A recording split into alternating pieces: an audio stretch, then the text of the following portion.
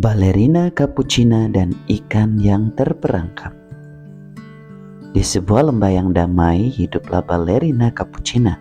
Dia suka sekali menari di alam terbuka, di antara bunga-bunga dan pohon-pohon. Di tengah lembah itu ada sebuah danau kecil yang indah. Danau itu adalah rumah bagi banyak sekali ikan yang berwarna-warni. Setiap pagi, Capucina akan menyapa ikan-ikan itu. Dia akan menari di tepi danau dan ikan-ikan akan berenang mendekat, seolah mereka menonton pertunjukan.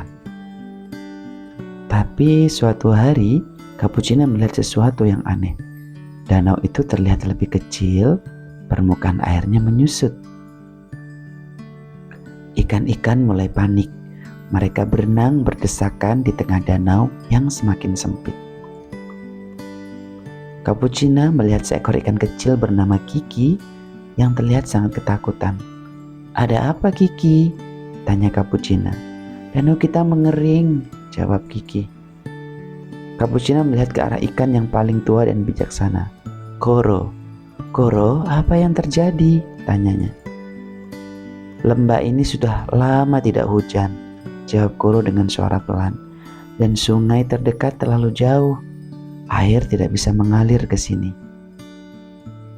Capucina berpikir, "Jadi kita butuh cara untuk mengalirkan air dari sungai ke danau?" tanyanya. Kororo mengangguk. "Itu namanya sistem irigasi," jelasnya. Capucina melihat ke arah sungai yang jauh, lalu melihat ke kaki dan tangannya sendiri. "Bagaimana aku bisa mengalirkan air?" gumamnya.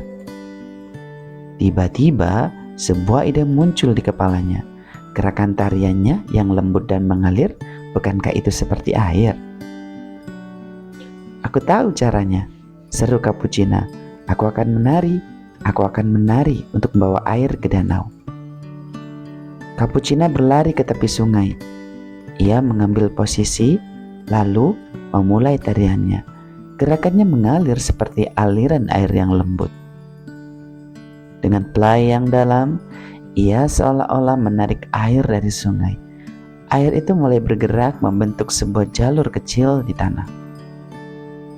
Lalu ia berputar dengan pirati yang cepat. Putarannya menciptakan tekanan, membuat aliran air itu menjadi lebih kencang. Ikan-ikan di danau melihat jalur air yang berkilauan itu. Mereka bersorak gembira. "Capucina berhasil," seru Kiki. Jalur air bertemu dengan sebuah batu besar. Capucina tidak menyerah. Ia melompat dengan gerencet yang tinggi dan air itu seolah melompat bersamanya. Air itu mendarat di sisi lain batu dan terus mengalir mengikuti setiap gerakan tari Capucina. Akhirnya, setelah menari dengan seluruh hatinya, Capucina tiba di tepi danau. Ia melakukan arabeski yang sempurna dan air itu mengalir masuk ke dalam danau. Danau itu mulai terisi, permukaan airnya naik, dan ikan-ikan kini memiliki ruang yang luas untuk berenang. Koro berenang mendekat. "Terima kasih Capucina," katanya.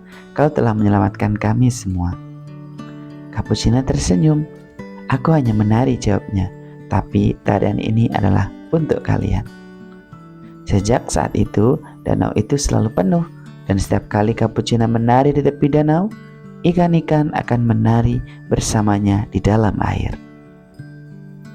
Karena mereka tahu bahwa tarian yang dilakukan dengan cinta bisa mengubah dunia. Dan cerita pun berakhir.